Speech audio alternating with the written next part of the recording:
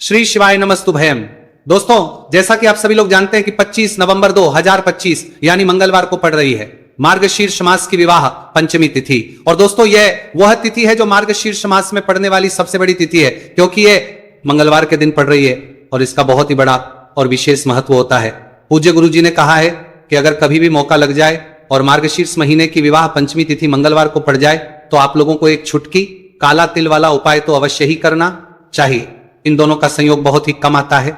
इसी के साथ में गुरुजी ने अपनी शिव पुराण कथा में बताया है कि इस दिन आपको एक छुटकी काला तिल वाला उपाय तो आपको अवश्य ही करना चाहिए, क्योंकि ऐसा दिन पूरे साल में सिर्फ एक ही बार आता है। और दोस्तों, आप सभी लोग जानते हो कि मंगलवार पंचमी तिथि का अगर सबसे बड़ा कोई उपाय है तो वह एक छुटकी काला तिल वाला उपाय है। तो दोस्तों, मंगलवार पंचमी तिथि के दिन आप लोगों को इस एक छुटकी काला तिल वाला उपाय को जरूर करना है। बहुत सारे लोग होंगे जिन लोगों ने इस उपाय को ना किया हो, मतलब पूरा साल निकल गया, उन्होंने किसी भी दिन इस छुटकी काला तिल वाला उपाय को ना किया हो। पर दोस्तों, आपके पास एक आखिरी मौका बचा हुआ है जो कि 25 नवंबर मंगलवार पंचमी तिथि के दिन है। इस दिन आप लोगों को इस वाले उपाय को जरूर कर लेना है। भले ही आपने पूरे महीने भर इस उपाय को ना किया हो, पर अगर आपने इस महीने के मंगलवार पंचमी तिथि के दिन अगर इस वाले उपाय को कर लिया तो आपको इस उपाय को करने का वह फल मिलेगा जिसकी आपने कभी कल्पना भी नहीं करी होगी। इसीलिए आप लोग इस वाले उपाय को एक बार जरूर कर लेना है, ताकि आप लोगों के हाथ से यह मौका ना जा सके और आपको इस उपाय को करने का फल मिल सके।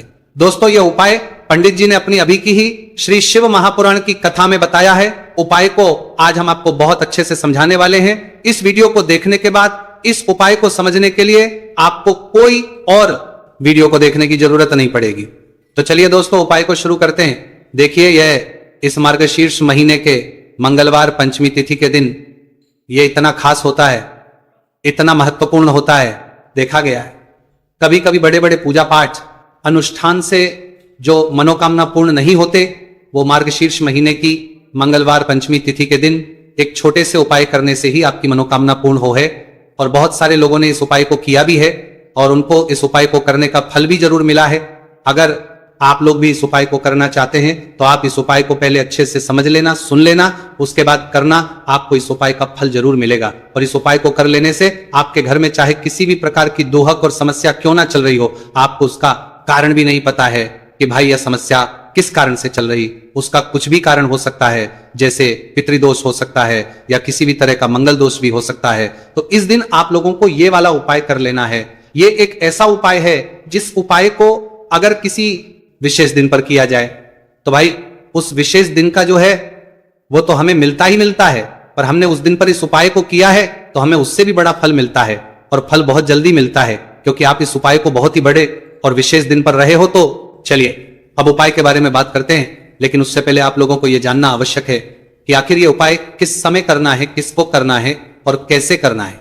तो चलिए हम आगे आपको वीडियो में एक एक करके बता देते हैं। लेकिन उससे पहले अगर आप लोग हमारे चैनल पर पहली बार आए हैं या फिर मेरी आवाज आज पहली बार सुन रहे हैं तो हमारे चैनल को सब्सक्राइब जरूर कर लेना और इस वीडियो को लाइक करके कमेंट बॉक्स में श्री शिवाय नमस्तुभयम ओम नमः शिवाय जरूर टाइप कर देना। तो दोस्तों, इस एक छुटकी काला तिल वाला उपाय को हमें इस मंगलवार पंचमी तिथि के दिन कैसे करना है, किसको करना है, किस समय करना है और कहां पर करना है, ये सारे सवालों के जवाब आपको इस वीडियो में मिल जाएंगे। और जो ये वीडियो देखेगा भाई, उसको एक छुटकी काला तिल वाला उपाय जरूर करना चाहिए, क्योंकि इस दिन काला तिल का भी बहुत ही बड़ा और विशेष महत्व होता है।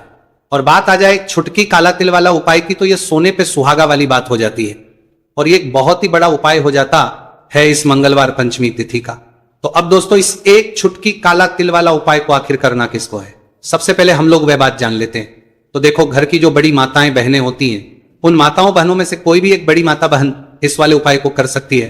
और दोस्तों, अगर आप तो अपने घर में से सभी सदस्यों को भी इस उपाय को करवा सकते हैं। अगर किसी व्यक्ति की खुद की कोई मनोकामना है, खुद की कोई दुख और परेशानी है जो कि वो अपने लिए ही करना चाहता है इस वाले उपाय को, तो वह खुद अपने लिए भी कर सकता है। बाकी अगर कोई घर में से ऐसा है जो कि अपने पूरे घर परिवार की सुख और शांति के लिए यही वाला उपाय करना चाहता है, तो भाई वो भी कर सकता है, उसमें भी कोई दिक्कत वाली बात नहीं है। कहने का मतलब है कि इस उपाय को हर एक सदस्य भी कर सकता है और पूरे घर परिवार के सदस्य के लिए घर की बड़ी माताओं बहनों में से कोई एक माता बहन भी कर सकती है। माताएं बहनें अगर घर में उपस्थित ना हो या वह ये वाला उपाय ना कर पा रही हो, तो फिर घर का कोई बड़ा सदस्य भी इस एक छुटकी काला तिल वाला उपाय को कर सकता है, चाहे फिर वह पुरुष ही क्यों ना हो, उसमें कोई भी दिक्कत वाली बात नहीं है। उसके बाद में दोस्तों जो अगला प्रश्न निकल आता है वो ये आता है इस उपाय को लेकर कि आखिर इस उपाय को हमें किस समय करना है, सुबह के समय करना है कि शाम के समय करना है। तो देखो इस वाले उपाय को आप लोग सुबह के समय भी कर सकते हो और शाम के समय प्रदोष काल में भी करना है सकते हो। अब अगर आप पूछो कि भाई सबसे उत्तम समय कौन सा रहेगा इस एक छुटकी काला तिल वाला उपाय को करने का, तो हम आपसे बस यही कहेंगे कि इस उपाय को आप सुबह के समय करेंगे तो ज्यादा बेहतर होगा। बाकी अगर प्रदोष काल शाम के समय भी करेंगे तो भी अच्छा होगा, उसमें कोई भी दिक्कत वाली बात नहीं है। तो अब दोस्तों जो अगली सबसे बड़ी और महत्वपूर्ण बात आती है वो ये आती है कि सुबह अगर हम उपाय को करेंगे तो हमें कितने बजे से लेकर कितने बजे तक के बीच में करना है, और शाम के समय प्रदोष काल में करेंगे तो हमें कितने बजे से लेकर कितने बजे के बीच में करना है। तो देखो सुबह जितनी जल्दी हो सके आप उपाय को करने की कोशिश करना कि अगर किसी कारणवश लेट भी हो जाओ, थोड़ी देर भी हो जाए तो 10 या 11 बजे तक भी आप उपाय कर लेना, पर 12 बजे से ज्यादा देरी ना हो, ठीक है, इस बात का ध्यान रखना। उसके बाद में दोस्तों अगर शाम के समय प्रदोष काल की बात करें, प्रदोष काल का जो समय है होता है वो शाम के 6 बजे से शुरू हो जाता है। मतलब शाम के 6 बजे से लेकर 7 बजे के बीच का जो समय होता है यह समय प्रदोष काल का समय होता है। तो आप उपाय को 7 या 8 बजे के बीच में भी कर सकते हो, मतलब शाम के 6 बजे से रात 8 बजे के बीच में आप कभी भी इस वाले उपाय को कर सकते हो, उसमें कोई भी दिक्कत वाली बात नहीं है।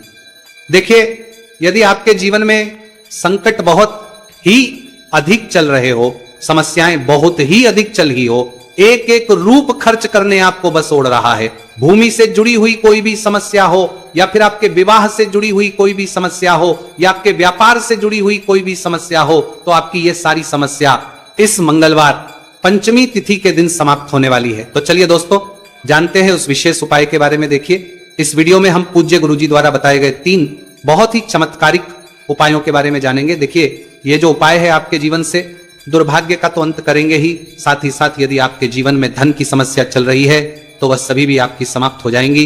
देखिए गुरुजी ने बताया है कि जब भी मंगलवार पंचमी तिथि का दिन पड़े तो हमें कर्ज मुक्ति के लिए कुछ उपाय करने चाहिए, इसी के साथ हमें धन प्राप्ति, भूमि से जुड़े कार्यों और विवाह के लिए भी उपाय करने चाहिए। तो चलिए दोस्तों जानते हैं गुरुजी द्वारा बताए गए सबसे पहले उपाय के बारे में। देखिए ये उपाय विशेषकर उन लोगों को करना है जिनकी भूमि से जुड़ी कोई भी समस्या चल रही हो, यानी कि उनकी भी जमीन से जुड़ी हुई समस्या चल रही है, यानी कि जो लोग मकान खरीदना चाहते हैं या फिर उनका खेत से जुड़ा कोई भी केस चल रहा है, या फिर जिनके भी विवाह में विलंब हो रहा है, या फिर जिन भी लोगों के जीवन में कर्ज बहुत ही अधिक बढ़ने लगा है, कर्ज जो है वह चुका नहीं पा रहे, तो गुरुजी ने कहा है कि ऐसे लोगों को यह उपाय करना चाहिए। देखिए इस उपाय के लिए आपको थोड़े से काले तिल ले लेने हैं। देख आपको मात्र एक चुटकी काले तिल ले लेने हैं, इसी के साथ में आपको थोड़ा सा शहद ले लेना है, फिर सबसे अंत में आपको 1 लोटा शुद्ध जल ले लेना है।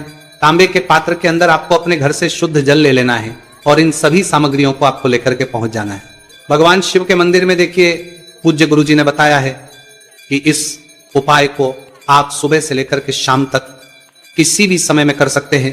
देखिए मंदिर पहुंचने के आप जो काले तिल लेकर के गए थे उनमें आपको थोड़ा सा शहद लगा लेना है।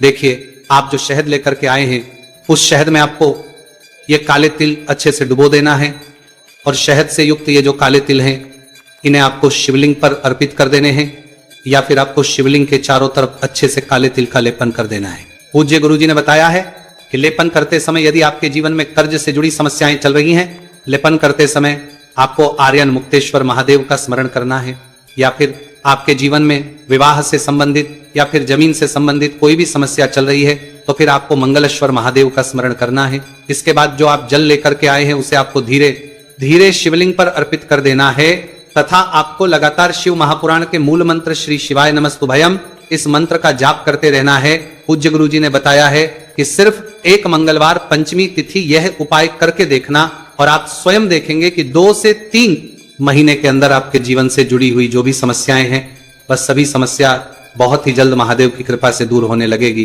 तो दोस्तों इस प्रकार से आपको यह पहला उपाय ना है। अब हम जानते हैं दूसरे विशेष उपाय के बारे में। देखिए इस उपाय के लिए आपको एक प्यारी सी बेलपत्र ले लेनी है, इसी के साथ में 1 लोटा शुद्ध जल लेना है तांबे के पात्र के अंदर, और इसी के साथ में आपको थोड़ा सा शहद ले लेना है। देखिए मंगलवार का दिन है और मंगलवार पंचमी तिथि के दिन यदि हम शहद का उपाय करते हैं तो इससे महादेव हमसे बहुत ही अधिक प्रसन्न होकर के हमारी मनोकामना को परिपूर्ण करते हैं। देखिए दोस्तों यदि आपको बेलपत्र नहीं मिल पाती है तो आप भगवान शिव के शिवलिंग पर जो बेलपत्र छड़ी हुई होती है उसे शुद्ध जल से धो करके उसका उपयोग कर सकते हैं। तो इन सभी सामग्रियों को आपको भगवान शिव के मंदिर में लेकर के पहुंच जाना है। गुरुजी ने कहा है कि इस उपाय को भी आप सुबह से लेकर के शाम तक किसी भी समय में कर सकते हैं। देखिए, मंदिर पहुंचने के बाद आपके पास जो एक बेलपत्र है और बेलपत्र की जो सबसे बड़ी वाली पत्ती होती है और उसकी जो चिकनी साइड होती है उस पर आपको अच्छे से शहद का लेपन कर देना है। यानी कि बेलपत्र की बड़ी वाली पत्ती पर, पूरी ही पत्ती पर अच्छे से शहद लगा देना है। अब देखिए, ये जो बेलपत्र है इसे आपको अपने सीधे हाथ की हथेली पर रखना है और आपके जो भी कार्य अटक रहे हैं, देखिए बहुत से लोग ऐसे होते हैं जो अपने नौकरी को प्राप्त करने के लिए सालों से तैयारी करते हैं लेकिन उनको नौकरी नहीं प्राप्त होगा पाती है। बहुत से ऐसे लोग होते हैं जो बहुत ही मेहनत करते हैं, धन भक्ति के लिए बहुत अधिक प्रयास करते हैं लेकिन फिर भी उनको धन प्राप्त नहीं हो पाता है। तो गुरुजी ने बताया है कि जब भी आपको अपने कार्यों में सफलता ना मिले तो फिर आपको मंगलवार के दिन इस उपाय को अवश्य करना चाहिए। देखिए, अब आपको जिस भी कार्य में सफलता प्राप्ति करनी है उस कार्य को सफल बनाने के लिए आपको महादेव से प्रार्थना कर लेनी है और फिर ये जो एक बेलपत्र है इसे आपको भगवान शिव के शिवलिंग पर अर्पित कर देनी है। देखिए, बेलपत्र की चिकनी साइड जिस पर आपने शहद लगाए है वो शिवलिंग से स्पर्श रहेगी और इसकी जो डंडी है वो आपको जलाधारी की ओर रखनी है। इस प्रकार से आपको यह बेलपत्र अर्पित कर देनी है। अब देखिए, आप जो एक लोटा जल लेकर के आए हैं उसे आपको भगवान शिव के शिवलिंग पर धीरे धीरे अर्पित कर देना है। श्री शिवाय नमस्तुभयम इस मंत्र का जाप करते हुए देखिए, जैसे ही यह जल शिवलिंग से होकर के जलाधारी की ओर बह करके आएगा तो इसे आपको थोड़ा सा अपने सीधे हाथ की हथेली में झेल लेना है। इस जल को आपको अपनी दोनों आंखों पर लगा लेना है और इस जल का थोड़ा सा छिड़काव आपको अपने शरीर पर कर लेना है। पूज्य गुरुजी ने बताया है कि जब भी हम मंगलवार के दिन शहद वाली बेलपत्र शिवलिंग पर अर्पित करते हैं तो इससे हमें महादेव हर कार्य में सफलता प्राप्त करवाते हैं। यदि हमें अपनी मेहनत करने के बावजूद भी पर्याप्त मात्रा में सफलता नहीं मिल पा रही है तो गुरुजी ने कहा है कि आपको मंगलवार पंचमी तिथि के दिन ये चमत्कारिक उपाय अवश्य ही कर लेना है। अब दोस्तों, हम जान लेते हैं गुरुजी द्वारा बताए गए तीसरे विशेष उपाय के बारे में। देखिए, इस उपाय के लिए भी आपको मात्र 1 लोटा शुद्ध जल ले लेना है तांबे के पात्र के अंदर। फिर इसी के साथ में आपको एक प्यारी सी बेलपत्र ले लेनी है। बेलपत्र आपको ध्यान रखना है कि कैसे भी कटी हुई खंडित नहीं होनी चाहिए। अब देखिए, मात्र 2 सामग्री लेकर के आपको भगवान शिव के मंदिर में पहुंच जाना है। पूज्य गुरुजी ने बताया है कि यह उपाय विशेषकर उन लोगों को करना है जिनकी कोई भी विशेष मनोकामनाएं जो कई दिनों से परिपूर्ण नहीं हो पा रही, चाहे वह विवाह से संबंधित हो, नौकरी से संबंधित हो, व्यापार से संबंधित हो, चाहे किसी भी प्रकार की मनोकामना है जो परिपूर्ण नहीं हो पा रही है, तो उसके लिए आपको यह उपाय करना है। देखिए, इस उपाय को भी आप सुबह से कि शाम तक किसी भी समय में कर सकते हैं। देखिए, मंदिर पहुंचने के बाद सबसे पहले तो आप बेलपत्र लेकर के आए हैं, उसे आपको अपने सीधे हाथ की हथेली पर रखना है और आपको महादेव से प्रार्थना करनी है कि हे मेरे महादेव, मेरी ये जो मनोकामनाएं बहुत दिनों से अधूरी है, मैंने कई प्रकार के उपाय कर लिए हैं, कई प्रकार के व्रत कर लिए हैं, लेकिन अभी तक मेरी मनोकामना परिपूर्ण नहीं हो पाई है, तो उस मनोकामना को परिपूर्ण करने के लिए प्रार्थना करनी है।